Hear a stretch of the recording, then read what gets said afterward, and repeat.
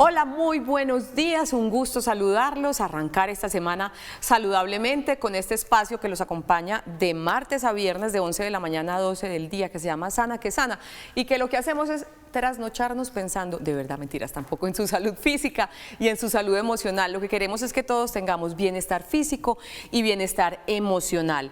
Y en esta lista de diagnósticos de temas que tratamos, hoy vamos a estar de la mano de los especialistas del Hospital Pablo Tobón Uribe, hospital que nos colabora muchísimo en el programa, y le agradecemos entonces que nos permita estar con los expertos hoy en el tema de leucemia. Les presento por primera vez en el programa al doctor Federico Arroyave, hemato-oncólogo pediatra. ¿Qué es todo eso, doctor? Bienvenido. Gracias, Olga. Muchas gracias por la invitación. Un placer estar aquí con ustedes. Sí, ese título significa un camino un poquito largo de estudio, pero... Yo le resumo. ¿Cuántos años de medicina? 6. 6 años. ¿Pediatría? Otros 3 años. Súmele 9. ¿Y hemato-oncología otros pediátrica? 3 años. O sea, imagínense, y los que le falta por estudiar. Sí. ¿Apasionado por los niños entonces? Muchísimo, muchísimo, y por este grupo de pacientes que tenemos nosotros en esta especialidad, de verdad que son niños que son grandes tutores para nosotros, nos enseñan muchísimas cosas día a día, entonces la pasión es gigante, como te puedes imaginar. Y si vieran el testimonio de vida tan hermoso que les tenemos ahorita con David, su papi y su mami, que nos van a contar cómo pasaron un proceso duro seguramente, difícil, pero con un final muy feliz gracias a la perseverancia, al apoyo del de arriba y de esos especialistas que estuvieron con ellos. Es muy importante tener hematólogo infantil y hematólogo de adultos para leucemia. Son diagnósticos con el mismo nombre, pero con una cantidad de arandelas diferentes, ¿verdad? Olga, sí, así es. Realmente son 2 enfermedades que tienen el mismo nombre, pero que se comportan de manera distinta en el grupo, tanto de los niños como de los adultos, con una serie de particularidades que los hace como 2 enfermedades que en realidad comparten el mismo nombre, pero son diferentes. Perfecto, Federico. Entonces presentemos a la persona adelante. Gracias. Que nos va a estar acompañando para hablar de... Son 2 personas, porque son Laura y la bebé. Sí. Bienvenida, Fátima. Laura. Fátima, ¿cómo estás? Muy bien, muchas gracias, Olguita. Muchas gracias por la invitación al programa. Entonces hablamos de un poquito del recorrido del doctor Federico. Laura es médica, internista y hematóloga. ¿Cómo podemos definir la leucemia? Para empezar hablando, si se puede hablar leucemia de niños y adultos en la definición, si es igual o si en la misma definición hablamos de cosas diferentes, Federico. Yo creo que en la definición sí podemos hablar de la misma enfermedad. Básicamente, y en términos muy sencillos, la leucemia es una enfermedad que se caracteriza por la proliferación, o es decir, la multiplicación anormal de células del sistema sanguíneo que normalmente, cuando son sanas, deben cumplir un papel adecuado en el sistema de las defensas, pero que cuando se sale de control una de estas células y empieza a multiplicarse de una forma anormal, ya pasa de ser buena a ser mala, porque empieza a infiltrar o invadir, por decirlo así, múltiples órganos que tenemos en el cuerpo. Entonces, ¿esas células que pueden ser anormales son los glóbulos blancos? En general son los glóbulos blancos. ¿Y qué pasa con estas células? Estas células que usualmente tienen un proceso de maduración específico sufren pues una cosa que llamamos en hematología que es un stop madurativo, es decir, ellas paran de madurar, pierden su capacidad de evolucionar a una célula normal y por el contrario se quedan como en una célula inmadura, pero tienen una capacidad importante de proliferar. Y como decía el doctor Federico, proliferan tanto que invaden la médula ósea, pueden invadir otros órganos y de allí ser responsables de muchas de las manifestaciones clínicas de la enfermedad. Partiendo de esa definición, abrimos nuestra línea WhatsApp 305-316-6560. Nuestro tema de hoy, yo creo que lo único genérico que hablamos fue la definición, tanto para adultos como para niños. Ahorita con mis 2 hematólogos, el de niño y el de adultos, vamos a diferenciar los puntos básicos relacionados con la leucemia. Abrimos nuestra línea de WhatsApp y comienzan a llegar las preguntas que nuestro periodista Carlos Rincón se encontró en las calles de Medellín. Vamos a ver esta primera. Hola, mi nombre es Albanuri Dávila. Mi pregunta es, ¿existen factores de riesgo para la leucemia? Para que ese asunto pase con nuestros glóbulos blancos que proliferen de una manera normal y todo eso, ¿hay algún factor de riesgo, Laura y Federico? Bueno, desde el punto de vista de los niños, de la edad pediátrica, realmente son muy pocos los casos de leucemia que uno le puede atribuir a ciertos factores de riesgo. Desafortunadamente la mayoría de los casos pasan de forma espontánea y esto de hecho, adelantándonos un poquito, es importante dejarlo claro de una vez que no hay culpas de nada en esta enfermedad por algo que se le administró al niño, por algo que comió el niño, por alguna actividad que hizo el niño o por algo que el niño heredó de los padres. Realmente no. A veces inclusive tenemos que recurrir a una explicación muy sencilla y es que una de esas células, por cosas de la naturaleza del destino, al multiplicarse, su material genético se desordena y empieza a dar lugar a hijos, por decirlo así, o a células similares de características malignas. Entonces, realmente no. Sí se han identificado algunos factores de riesgo que pueden dar lugar a leucemia, como por ejemplo la exposición a algunos pesticidas, la exposición a radiación ionizante, por ejemplo, las personas o niños que han estado expuestos en lugares donde hubo accidentes con radiación, por ejemplo, o las personas que hayan recibido tratamiento previamente para algún otro tipo de enfermedad maligna, para un cáncer en el pasado, pueden sí estar expuestas, eventualmente tener un riesgo un poco mayor de padecer leucemia. Pero esto, si nos fijamos, es la minoría de los pacientes. La gran mayoría no tienen un factor de riesgo identificable, por lo menos en los niños. Y antes de hablar de factores de riesgo de los adultos, usted hace énfasis, doctor Federico, en que no se sientan culpables por esto o lo otro. Hay muchos mitos que hacen justamente sentir culpabilidad a los padres, como cuáles, para que los desmitifiquemos justamente. Sí, es muy frecuente, Olga, encontrar mitos de toda clase con este tipo de enfermedades. Existen mitos que hacen que los papás, digamos, le echen la culpa a que la enfermedad se dio porque tuvo malos hábitos, por ejemplo, de alimentación, o porque el niño se cayó o tuvo un accidente X en algún momento, o porque inclusive encuentra uno cosas como es que lo regañaron y le hicieron algo y entonces se estresó y eso generó. Realmente no se ha encontrado que ninguno de estos tipos de exposiciones o de factores de riesgo tengan que ver con el desarrollo de la leucemia. Y ahora sí, Laura, ¿factores de riesgo para leucemia en adultos existen? Sí, en adultos igual el doctor Federico ya pues adelantó algo.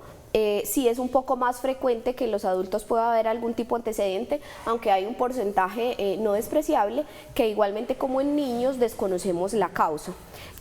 ¿Cuáles causas son importantes o factores de riesgo? Repitiendo un poco, en adultos también es importante la exposición a pesticidas, a herbicidas, a agentes tóxicos, y también un porcentaje importante de las causas de leucemias secundarias en adultos son enfermedades hematológicas que ya el paciente pues previamente son conocidas en el paciente, llamadas síndromes mielodisplásicos o síndromes mieloproliferativos, y también un porcentaje importante es secundario a tratamientos previos, pacientes que han tenido alguna neoplasia y que por alguna razón ya han recibido tratamientos, algún tumor, por ejemplo un cáncer de mama, han recibido quimioterapia o radioterapia para este tipo de tumores y esto los predispone para hacer una leucemia secundaria.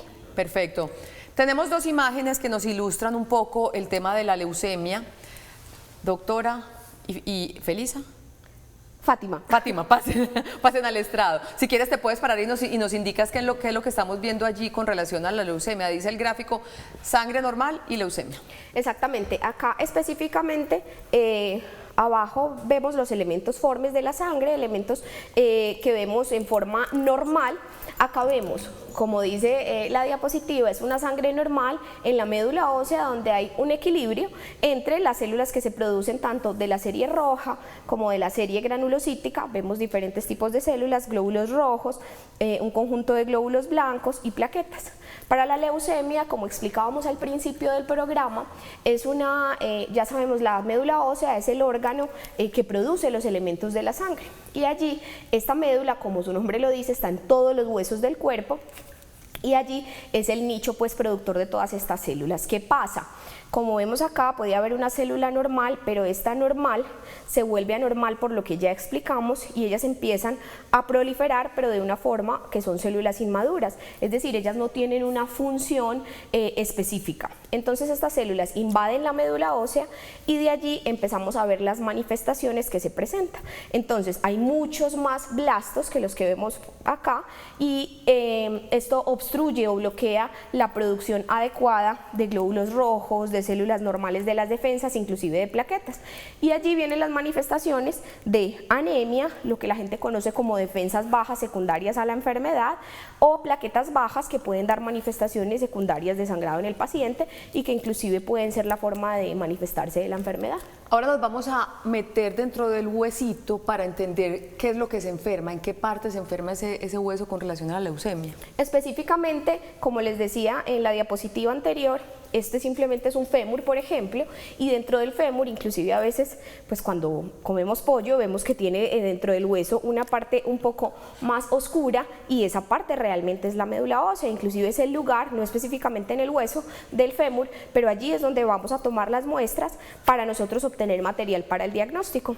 Toda esta parte central es la médula ósea y directamente allí es la fábrica de la sangre. Conociendo más o menos esta anatomía, vamos a saber que de acá se derivan muchos de los principios del trasplante de la médula ósea. Y en esa médula ósea es que están las famosas células madre.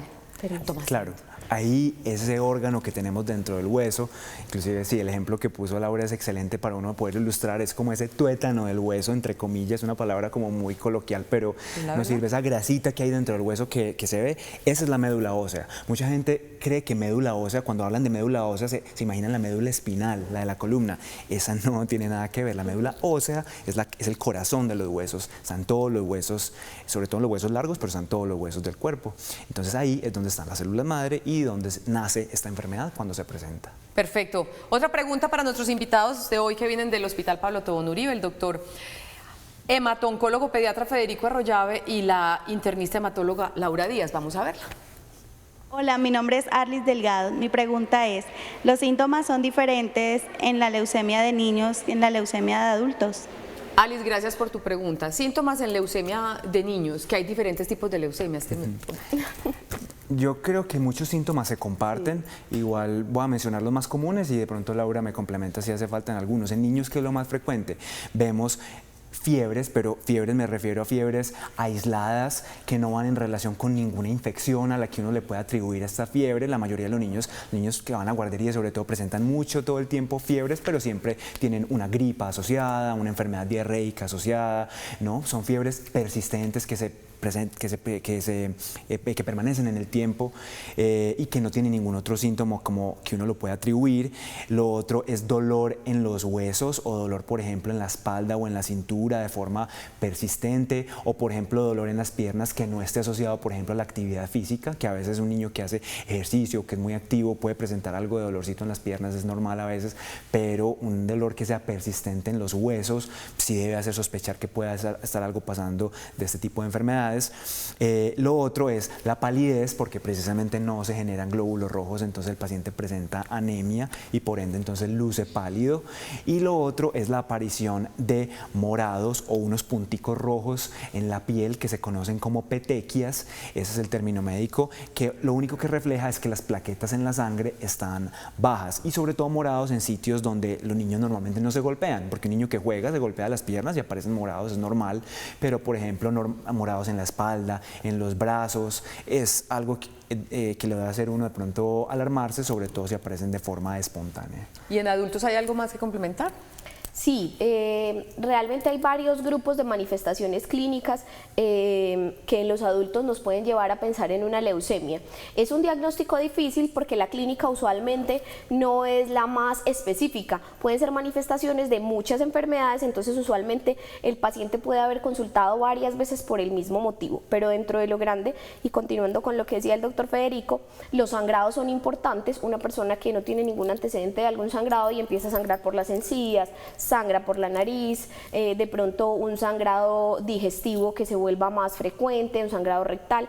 También aparecen lo que conocemos los hematólogos y los oncólogos como síntomas B, pérdidas de peso inexplicadas, sudoración nocturna, pero es una sudoración que no es que está haciendo mucho calor en Medellín y en la noche me quito la cobija, sino que una sudoración que lleva a que te tengas que cambiar la pijama, a que tengas que cambiar la funda de almohada o la sábana porque está emparamada de sudor.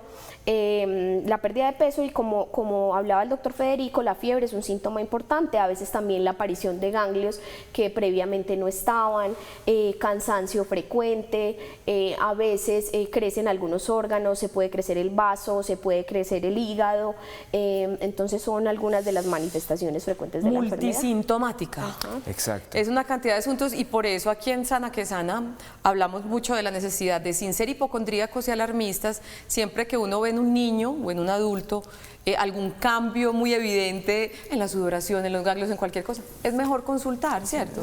Porque sí que es importante un diagnóstico temprano en este diagnóstico, doctor. Es importante y también es importante la valoración médica porque de todo ese conjunto de síntomas no hay ninguno que por sí solo diga o haga predecir que el paciente tiene leucemia. No, si ustedes ven son síntomas que se presentan en muchos tipos de enfermedades, en infecciones frecuentes, en otro tipo de dolencias. Entonces es importante la valoración médica cuando algún síntoma se sale del curso habitual. Y es importante aclarar algo, que esto es una enfermedad pues genera en las leucemias agudas, como su nombre lo dice, es una enfermedad aguda. Entonces usualmente el paciente no lleva más de 3 meses de síntomas, es decir, el diagnóstico es precedido por síntomas, pero no por un periodo mayor de 3 meses. Entonces no es que yo llevo 6 meses o un año con un ganglio, ¿cierto? Son cosas que se presentan en una forma aguda y así de temprano idealmente debe ser el diagnóstico. Cuando decimos aguda, le hace rápidamente. Sí, en una forma pues como más abrupta.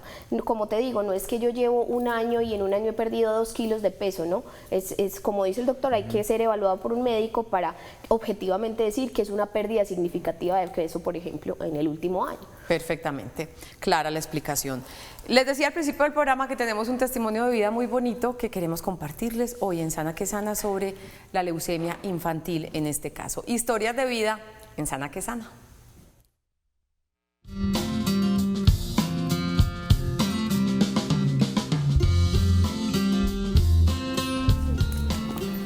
Y es que eso de historias de vida es que es de vida, de verdad, de vida, porque es una historia muy bonita la que nos trae mi querido David Saldarriaga Arias. Bienvenido. Hola. ¿Cómo estás? Bien, ¿y tú? Qué ojos tan lindos, qué nariz tan linda, mejor dicho. ¿A quién se parece?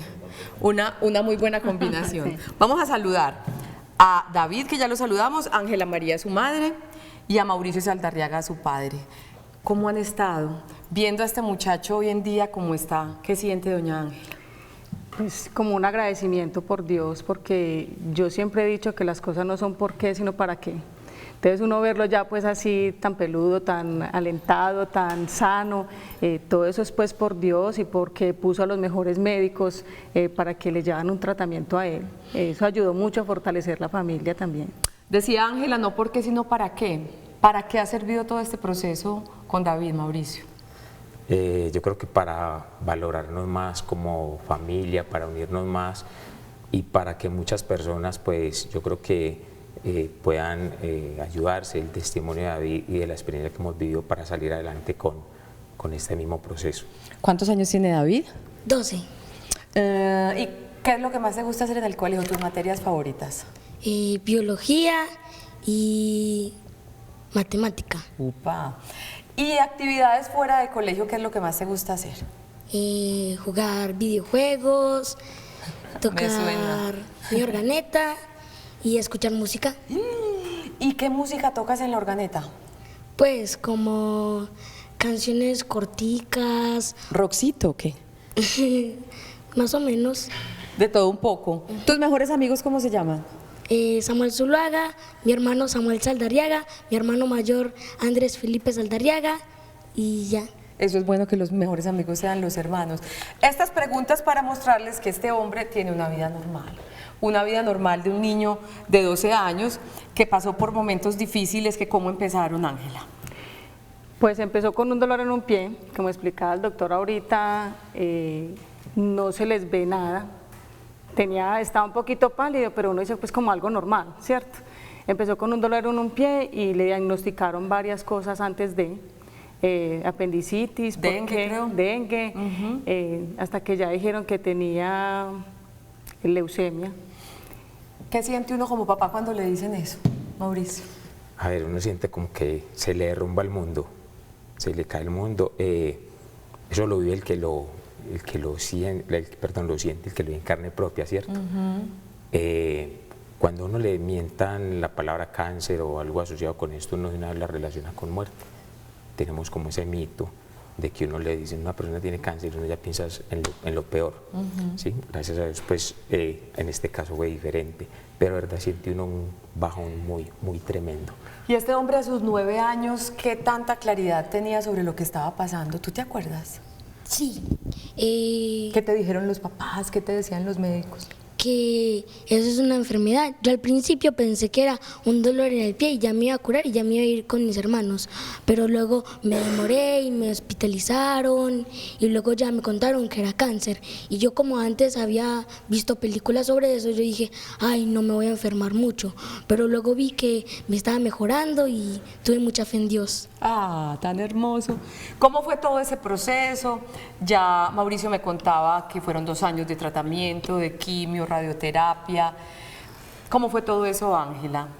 El segundo hogar fue el Pablo Tobón, ¿no? Sí, el segundo hogar y a veces hasta el primero, porque esos primeros 2 años manteníamos mucho en el hospital. David fue diagnosticado con riesgo alto.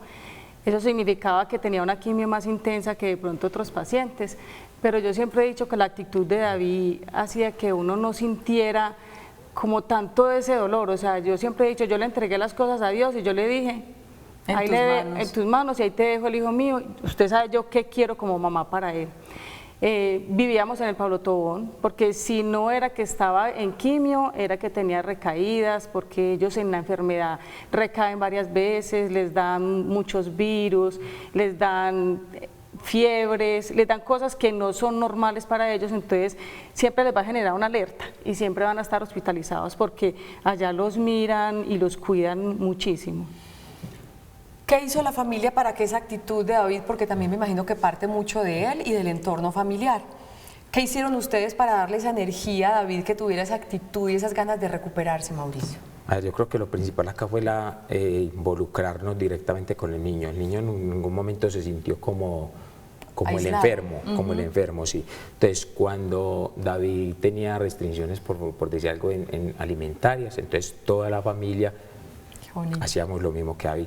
Este fin de semana no puede salir porque David está resfriado por el clima, por tal cosa, entonces todos hacíamos programas de familia y David era una persona normal completamente a pesar de su enfermedad, dentro del entorno familiar. Entonces yo creo que eso los ayudó mucho y el apoyo fundamental de los hermanos fue...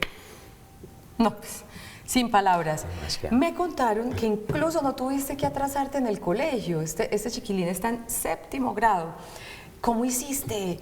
Estando enfermito y cumpliendo con tus deberes, haciendo tus tareas, organeta, hiciste muchas cosas, dibujo, para tener esa mente también despejada. Cuéntanos un poquito de eso, David. Y cuando yo estaba en mi casa, mi hermano Samuel, que estaba en el mismo grado que yo, Es gemelo, ¿no? Él me decía, bueno, para mañana hay tarea de, y yo las hacía, y luego me daban notas buenas. Incluso quedé en un puesto muy bueno ese año. Y también dibujaba mucho y pintaba para poder distraerme, y jugaba también videojuegos. A mí me gustaba mucho como la parte de pintar, tenía unos libros y muchos colores. Ahí está. Después de esos 2 años, ¿cómo reciben la noticia de después de haber perseverado tanto, este mucharejo está libre de células malitas? Yo pienso que eso, como decía, ya le dije el negro, pero como decía mi esposo, es un momento que solamente lo puede escribir uno. Uno no sabe como la felicidad que siente, porque realmente uno, así esté en el proceso, así uno se vea muy animado, así uno se vea pues como muy fortalecido, uno siempre es como con los miedos de pensar de que eso no va a llegar ese día, que nos digan que le van a hacer una extracción de médula y que va a decir está libre de células cancerígenas. Fue una felicidad pues tremenda. Y pues eso fue un momento muy emocionante para todos los en la casa, pues no es solamente la familia, como digo yo, los que vivimos en la casa, o sea, mi esposo, los dos hermanitos de David y yo, sino toda la familia en general, pues mis padres, la familia de él. es una felicidad que se congregó para todo mundo y para las personas que son más cercanas a nosotros, pues también, que él sirvió de ejemplo de una buena actitud, que cuando uno hace las cosas con buena actitud y está positivo y se entretiene, ocupa la cabeza en otras cosas que no es la enfermedad, hace que estas cosas tan felices sucedan. ¿Y qué sintió el protagonista cuando le dijeron todo está bien?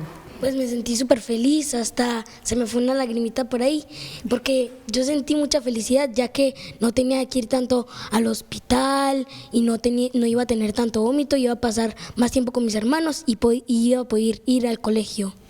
El caso de Daniel, de Ángela y Mauricio no es el único. La leucemia se presenta con frecuencia, tanto en niños como en adultos. Desde la experiencia que Mauricio, Ángela y David vivieron, le voy a pedir un mensajito para el televidente que de pronto esté pasando por esa situación, sea adulto, niño, para la mamá que esté empezando a recorrer este camino. Desde la visión de cada uno, empecemos con el papá, ¿qué mensaje darías con base en esta experiencia? Bueno, lo primero es que nunca se alejen de Dios. Siempre la confianza en Dios y esperando los mejores resultados, ¿cierto? Yo creo que Él es el mejor médico que tiene cualquier creyente, cualquier cristiano y cualquier ser humano. Es el mejor médico. Segundo, tener la confianza en los médicos que estén, en los especialistas que estén tratando al niño o al paciente, es fundamental también tener la plena confianza en ellos, la plena confianza y como lo dije anteriormente, jamás tratar al niño como un enfermo, siempre trátenlo como una persona completamente sana y nunca lo hagan aparte en las actividades familiares. Buen mensaje. ¿Y ahora la mamá? Pues bueno, me dejó sin palabras. Yo pienso que uno como madre siente muchísimas cosas, ¿cierto? Es normal y no se les puede olvidar que uno es como la fortaleza de ellos. Si uno se derrumba, la familia se va a derrumbar. Entonces es siempre estar muy pegadita a la mano de Dios, que Él le da a usted la fortaleza que uno muchas veces no cree que la tenga. Lo que decía mi esposo es cierto, David se trataba como una persona normal, se cuidaba exagerado, se cumplía con todo lo que decían los médicos. Entonces yo pienso que es tener como la cabeza muy fría en el momento en que uno está ayudando, porque uno es la ayuda para ellos, ¿cierto? No hacerlo sentir que está enfermo, sino verlo siempre, ponerle una actitud positiva, ocuparle los espacios en otras cosas. David en el tiempo, porque fueron un año entero que no fue al colegio, pero igual se le mandaban los talleres, entonces es tenerlo ocupado, hacerlo sentir que él es capaz de salir de esa enfermedad, independiente de lo pesada que sea, porque es que a uno le mencionan esa palabra y uno siempre piensa en lo peor. Entonces es siempre confiar en que Dios todo lo puede, porque Él siempre todo lo va a poder, la sanación siempre nos va a llegar a cada uno de nosotros y que la persona que esté padeciendo la enfermedad nunca se sienta como aislada ni de la familia, ni de su grupo social donde esté, que siempre se sienta muy incluido en todo lo que corresponde. Y David, ¿qué mensaje le darías a una familia que esté pasando por esto, a un niño que esté pasando por esto? A la familia, que lo apoyen mucho y que siempre sean pues no estén tristes, porque el niño también se sentiría triste, sino que estén felices y jueguen con él. Y para los niños que estén padeciendo esta enfermedad, le diría que siempre tengan un muy buen ánimo y sean muy positivos, aunque estén enfermos, sientan muchas dolencias, pues denle todo a Dios y denle muchas gracias a los doctores y que puedan fortalecerse. Y las gracias que tengo que darle yo a Mauricio, a Ángela y a Daniel por este mensaje tan hermoso, David. Gracias por venir y Dios te bendiga y celebramos tu vida y celebramos que estés tan bien. Gracias. Qué rico. Vamos a una pausa para comerciales y ya regresamos. Esto es Sana que Sana.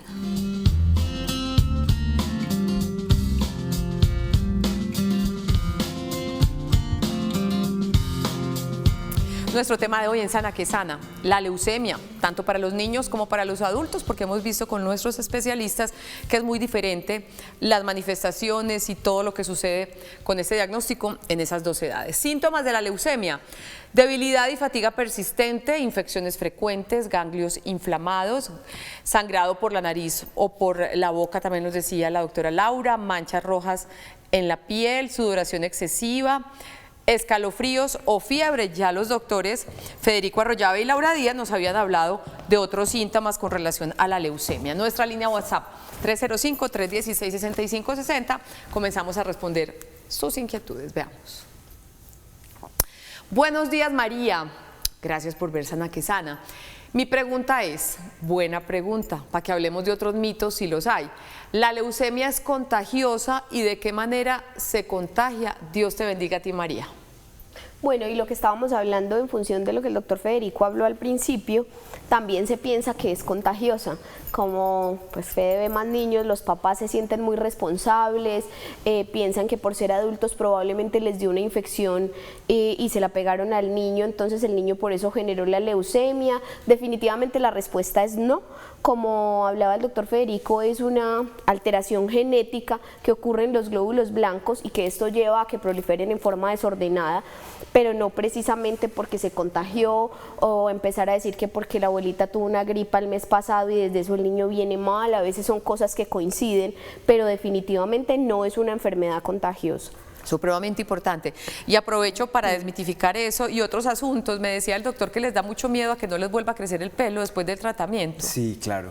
Cuando se presenta la enfermedad que vamos a comenzar el tratamiento, pues obviamente uno se sienta con el grupo familiar, explica cuáles son los beneficios, los objetivos del tratamiento y obviamente también los posibles riesgos que se deben conocer. Uno de los riesgos más frecuentes que se presentan y que de hecho la mayoría de la gente, el público general, asocia como con cáncer y este tipo de enfermedades es la caída del pelo, que va asociada con el tratamiento. Es muy importante decirlo que en la gran mayoría de los casos este efecto es completamente reversible, inclusive como lo vio David, como lo vimos con David, hermoso.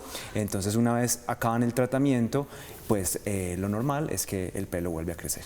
¿Otros mitos alrededor de la leucemia para aprovechar o básicamente eso?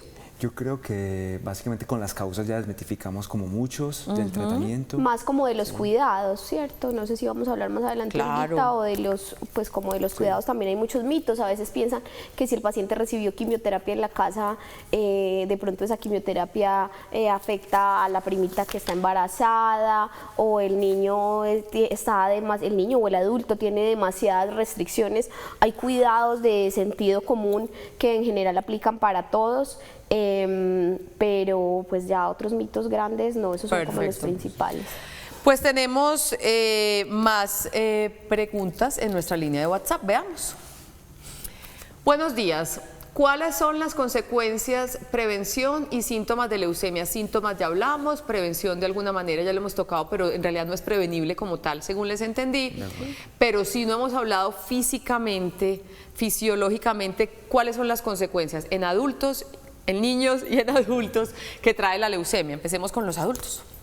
Pues realmente consecuencias, hablamos de síntomas y complicaciones durante el tratamiento, ¿cierto? Durante el tratamiento principalmente puede haber complicaciones de modo infeccioso, ¿cierto? ¿Por qué? Porque la quimioterapia a la que se somete el paciente son altas dosis de quimioterapia y obviamente una quimioterapia que va con un objetivo y es eliminar todas estas células leucémicas, y dentro del proceso obviamente esto lleva a que las defensas normales del cuerpo, que ya por sí la enfermedad las tiene muy bajas, la quimioterapia las termina de bajar. Entonces en este momento, digamos, algunas bacterias que tenemos usualmente en el cuerpo se aprovechan de esta baja de defensas y puede haber complicaciones infecciosas, complicaciones también a nivel de sangrado, cambios en el cuerpo, náuseas, vómito, que ya son más secundarias al tratamiento. ¿Y en los niños? Básicamente lo mismo. Es importante. Por eso siempre decimos que todas esas consecuencias van de la mano con controles frecuentes con los oncólogos, con los hematoncólogos, con el médico tratante, porque siempre hacemos chequeos de rutina de la función de todos los órganos del hígado, de los riñones, del corazón, de todos los órganos que eventualmente podrían verse afectados. Ocurre en una minoría de los casos, pero puede existir durante el tratamiento. Entonces siempre nos aseguramos que todo esté en perfectas condiciones y que no vaya a haber ninguna consecuencia del tratamiento. Perfecto, veamos otra pregunta. Buenos días, para ti también. ¿Leucemia en pacientes con VIH se puede presentar y tiene un manejo diferente, Laura? No, igualmente, es decir, la condición del VIH predispone para otro tipo de neoplasias hematológicas, pero un paciente VIH positivo igualmente puede presentar una leucemia, digamos que sin que el virus lo predisponga o lo haga digamos, lo predisponga para un tratamiento diferente, no, igualmente se trataría como una leucemia en un paciente no VIH. Vea, creo que sí hay más mitos, creo yo, por esta pregunta. Buenos días para ti. ¿Los nacidos en la piel con frecuencia se relacionan con la leucemia? Quizás de pronto la pregunta nace a raíz de la creencia de que las infecciones frecuentes se relacionan con la leucemia. A ver, yo diría que de pronto la leucemia como tal, cuando se produce y el tratamiento puede predisponer a todo tipo de infecciones, no solo en la piel, a padecer, por ejemplo, neumonías, a padecer infecciones del tracto urinario, diarreas a repetición. Pero por sí solo que los nacidos o los abscesos, como lo llamamos nosotros en la piel, de forma recurrente, necesariamente lo hagan uno sospechar por sí solo leucemia, no, realmente no es frecuente. Perfecto. Y otra pregunta. Muy buenos días. Una leucopenia, que ahorita me explican, ¿siempre termina en leucemia, Laura? ¿Qué es leucopenia? No, definitivamente no. La leucopenia es un recuento bajo de glóbulos blancos y hay muchas condiciones que llevan a leucopenia sin necesariamente terminar en una leucemia. Efectivamente, podemos llegar al diagnóstico de leucemia en un paciente con leucopenia, pero hay muchas otras condiciones alrededor de la leucopenia es únicamente una manifestación de un examen, ¿cierto? Los médicos generalmente tenemos que tener un contexto mucho más grande, un periodo de seguimiento en los pacientes para definir en qué pacientes una leucopenia puede ser la manifestación de una leucemia, pero en fin, que la respuesta es que no toda leucopenia termina en una leucemia. Perfecto, ahora después de nuestro primer corte sacaremos unos minutos para responder otras inquietudes de nuestros televidentes que están enviándolas al 305-316-6560. Mientras tanto, va la siguiente pregunta. Muñoz, mi pregunta es, ¿el trasplante de médula ósea siempre es recomendable para la leucemia? ¿Todo paciente con leucemia debe ser sometido a trasplante de médula ósea? Bueno, esta es, podría decir que la pregunta del millón, porque sé que es una inquietud que surge mucho en los pacientes y en las familias. Yo creo que aquí la respuesta también puede variar un poquito entre Laura y yo, porque quizás entre niños y adultos se comporta diferente, pero la respuesta yo creo que en general es no. No toda leucemia requiere trasplante de médula ósea. En niños, particularmente, que es mi campo, digamos que en las últimas 3 décadas ha habido grandes avances en el tratamiento de la leucemia. Se decía que en los años 60 o antes prácticamente todos los niños pues tenían un desenlace fatal o no era el mejor con esta enfermedad, y gracias a la aparición de medicamentos de tipo de quimioterapia, radioterapia, pues hoy en día, digamos, un niño que se diagnostica con leucemia tiene las posibilidades a su favor de salir adelante, más o menos entre un 80% de posibilidades. Pero no necesariamente requiere el trasplante. No, exacto, eso es con el tratamiento convencional. Algunos casos de leucemias que son muy agresivas o que recaen después del tratamiento convencional pasan a ser candidatos a este tratamiento que es, por decirlo así, mucho más intenso, más fuerte para tratar de lograr la cura de la enfermedad, que sería el trasplante, pero no todos lo requieren de entrada. ¿Y en adultos, Laura? En adultos pasa algo similar y eso depende de la clasificación del riesgo del paciente. De pronto sí hablar un poquito más en detalle, pero es diferente si son leucemias mieloblásticas o leucemias linfoblásticas, pero en general depende, en los adultos los trasplantamos, depende de la clasificación del riesgo de la leucemia, ¿cierto? Hay algunos factores pronósticos que nos llevan a tener leucemias de alto riesgo, y estas leucemias de alto riesgo serían indicación para trasplante. Perfecto. Ahora le toca a usted el turno de pararse, que vamos a poner para hablar un poquito qué es eso del trasplante de médula ósea, así como grosso modo. Ahí estamos viendo una imagen y tenemos otras ahorita que nos ilustran un poquito qué es eso de ese trasplante, cómo es eso. Bueno, entonces, como habíamos mencionado al principio del programa, la médula ósea es ese órgano que se ubica dentro de los huesos, en el corazón de los huesos, en estos espacios que vemos aquí. Entonces, la forma en que diagnosticamos esta enfermedad es realizando lo que se conoce como un aspirado de médula ósea. Un aspirado es básicamente ir con una aguja, como lo muestra la gráfica de arriba, con todas las medidas obviamente de analgesia, de evitar el dolor al paciente en lo posible. Se punciona este hueso de la cadera, que es el que utilizamos más frecuentemente, y aspiramos y sacamos sangre del corazón del hueso para hacer análisis especiales en el laboratorio para tratar de lograr y llegar al diagnóstico específico de la enfermedad. Vamos a montar ahorita el fragmento de un video que nos ilustra ¿Qué es eso del trasplante de médula ósea, doctor? Como narrando un partido de fútbol. Entonces, inicialmente, cuando vamos a trasplantar médula ósea, lo que trasplantamos son las células madre que hay dentro de la médula ósea. Entonces, inicialmente le aplicamos a la persona que va a donar sus células madre un medicamento para hacer que esas células madre salgan a la sangre, del hueso hacia la sangre. Posteriormente, con una máquina especial que tenemos en los hospitales, hacemos una recolección de esas células madre de la persona que las está donando y las almacenamos en una bolsa y las dejamos, por decir así, guardadas o almacenadas un tiempo.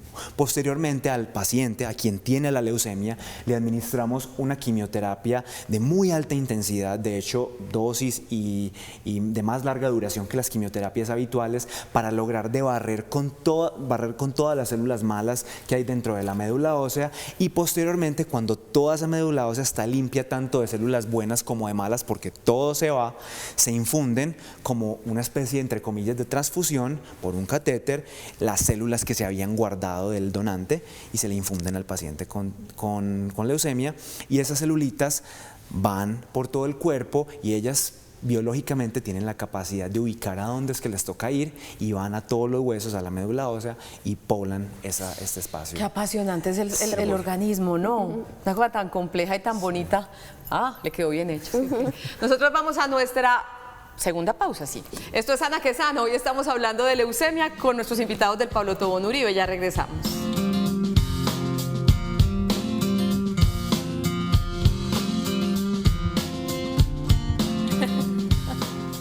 Continuamos hoy en Sana que Sana. Nuestro tema de hoy es la leucemia y tenemos más inquietudes que encontramos por allí, caminando por las calles de Medellín.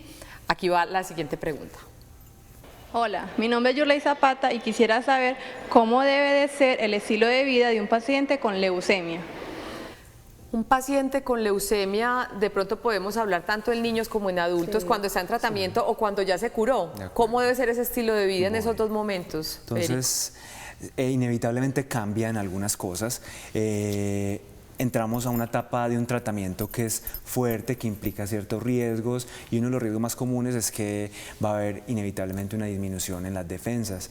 Entonces, lo principal, digamos, que sucede y que puede trastornar un poquito la vida de los niños es que muy frecuentemente se ven obligados a desescolarizarse por un tiempo, ¿cierto? Pero desescolarizarse solamente de asistir físicamente a las instituciones, porque todo el tiempo estamos tratando de promover que el niño permanezca en educación constante, y obviamente tratamos de facilitar que los colegios envíen talleres, manden tareas para la casa, que tengan su profesor, ojalá pues en el hospital si es posible, o en casa sería lo ideal, o sea, no mantener como el ritmo de estudio, ¿cierto? Pero asistir físicamente al colegio por unos meses, que es la etapa más fuerte del tratamiento, es complicado porque implica asistir mucho al hospital, eventualmente hospitalizaciones, consultas médicas, tratamientos, en fin. Lo otro es que damos una serie de recomendaciones de modificar sobre todo la alimentación.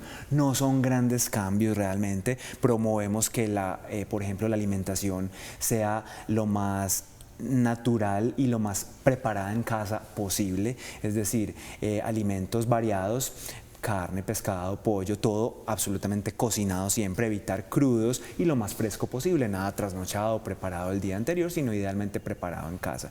Las verduras idealmente cocinadas y las frutas, por ejemplo, que se puedan pelar, no frutas como por ejemplo la fresa o la mora, que tienen esos huequitos y esos pelitos que pueden almacenar algunos hongos y que en niños con defensas bajas pues pueden desencadenar de pronto infecciones. Pero en general no son grandes cambios, pero sí hay algunos ajustes en el estilo de vida que son importantes. Y ya a medida que vamos viendo en el tratamiento qué efectos va teniendo en el niño, pues vamos modificando otras cosas. ¿Y en adultos, Laura? En adultos es algo similar, y yo siempre hablo con los pacientes y les explico que son cosas de sentido común. Una cosa importante es que siempre tenemos un equipo multidisciplinario, entonces esto generalmente va acompañado de un psicólogo, de una nutricionista, dependiendo de las necesidades, si es niño o adulto, un fisiatra, una fisioterapeuta, ¿cierto? Porque sabemos que la dinámica familiar, en general escolar o en el adulto por el empleo, cambia por muchas cosas, pero en general son cosas de sentido común, pues que no va a ir el que tiene gripa a la casa mientras yo estoy pasando mi periodo temprano de quimioterapia, que la mamá, si es la que cocina, lave todo muy bien los alimentos, las carnes muy bien cocinadas, no guardar una lata de un día para otro porque sobró. Son cosas de sentido común y de cuidados básicos en casa. Perfecto, creo que aprendimos bastante, muchas gracias. Y muchas gracias nuevamente al Pablo Tobón Uribe por permitirnos estar con nosotros este rato, a Laura Díaz, internista hematóloga, a Federico Arroyave, hematoncólogo pediatra, y gracias a ustedes por acompañarnos en otro capítulo de Sana que Sana. Nuestros doctores de hoy no estaban para nada estresados, porque se van a reír lo que voy a decir, pero es para contar el tema de mañana. No estaban sudando excesivamente. Ese es uno de los motivos que hace que haya sudoración excesiva. ¿Qué será nuestro tema de mañana? Ustedes no, ustedes estaban muy relajados.